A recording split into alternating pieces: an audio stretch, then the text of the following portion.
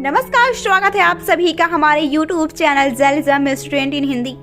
Shannon एवं Weaver model का संचार प्रारूप। वर्ष 1949 में क्लाउड शैनन और वॉरेन वीवर ने अपने प्रतिरूप को प्रस्तुत किया, जिसे गणितीय प्रतिरूप भी कहा जाता है। शैनन और वीवर दोनों अमेरिका की बेल टेलीफोन प्रयोगशाला में अधिकारी के पद पर कार्य करते थे।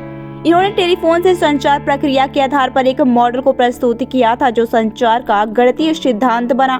इनके द्वारा प्रतिपादन प्रारूप में मुख्यतः 6 तत्वों का उल्लेख किया गया, जिसे आगे रेखाचित्र के माध्यम से समझाया गया है, जिसे आप देख सकते हैं इस चित्र में कि इंफॉर्मेशन सोर्स यानी कि मैसेज ट्रांसमीटर यानी कि इनकोडर, सिग्नल होता है बीच में, उसके बाद चैनल होता है, रिसीवर यानी कि डिकोडर होता है, डेस्टिनेशन होता है मैसेज, फिर रिसीव्ड होता है सिग्नल, फिर नॉइस यानी कि इसमें इन्होंने बाधाओं का उल्लेख किया। लेकिन जो इनकी सबसे मुख्य कमियां थी वो ये थी कि इन्होंने इसमें फीडबैक का उपयोग नहीं किया था अपने मॉडल में, जो कि इसकी सबसे बड़ी कमियां हैं। शैनन एवं वीवर के संचार प्रारूप में ए टेलीफोन पर बी से बात करता है। यह ए सूचना स्रोत है, वह अपना संदेश टेलीफोन से प्रेषित करता है। टेलीफोन ट्रांसमीटर है।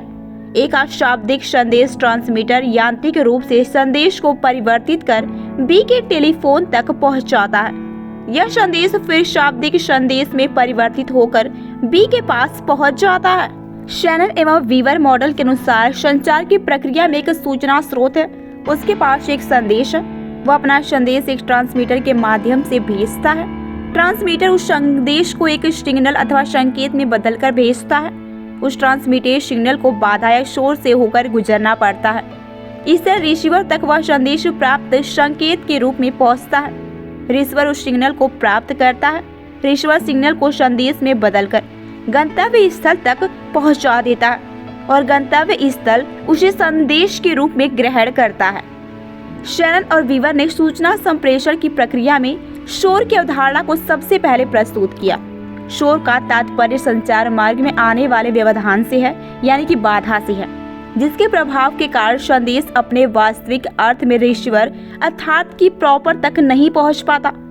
यदि सूचना प्रेषक द्वारा प्रेषित संदेश संचार मार्ग से होते हुए अपने वास्तविक रूप में प्रापक तक पहुंच जाता है, तो माना जाता है कि संचार मार्ग में कोई बाधा नहीं है, यानी कि कोई रुकावट नहीं आई है।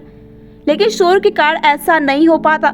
शोर जितना अधिक होगा संचार उतना कम सफल माना जाता है, और शोर जितना कम होगा संदेश उतना ही बेहतर तरीके से किया हुआ माना जाता है।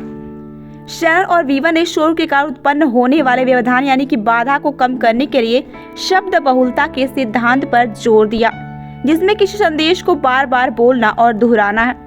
इनके गणितीय संचार प्रारूप मुख्यतः 2 प्रश्नों पर आधारित हैं। पहला, संचार मार्ग में संप्रेषित सूचना को किस प्रकार उसके वास्तविक रूप में प्रापक तक पहुंचाया जाए, और दूसरा, संचार मार्ग में शोर के कारण सूचना अथवा संदेश कितना विकृत होती है, यानी कि डिस्टॉर्टेड। इनके मॉडल में सबसे बड़ी जो कमी यह पाई गई कि इसमें फीडबैक की बात नहीं की गई है। इनके मॉडल में फीडबैक की कहीं भी कोई बात नहीं किया गया। इन्होंने शोर पर यानी कि वॉइस पर जो बाधा थी उस पर ज्यादा फोकस इन्होंने किया इस मॉडल में। इसलिए इस मॉडल को एक तरफा या एक मार्गी यानी कि वन वे संचार प्रक्रिया के रूप में भी देखा जाता है।